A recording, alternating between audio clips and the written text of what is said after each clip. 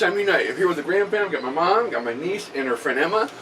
And today we're going to do an episode of Graham Snacks. This is Lucky Charms marshmallows. We saw this at Walmart.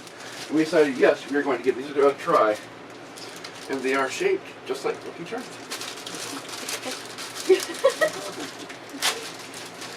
Alright.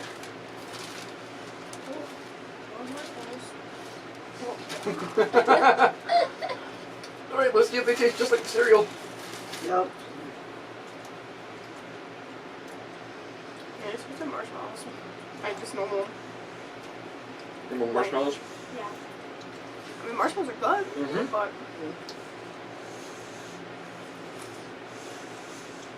they just taste normal. Yeah. But there's like no different flavors between all of them, so. Bummer. It's still marshmallows though. Yeah, it's still marshmallows. Or? Gotta be funny.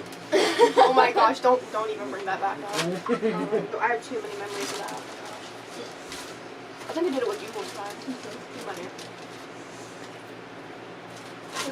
I mean, they're good. They're just regular marshmallows though, in the shape of Lucky Charms marshmallows.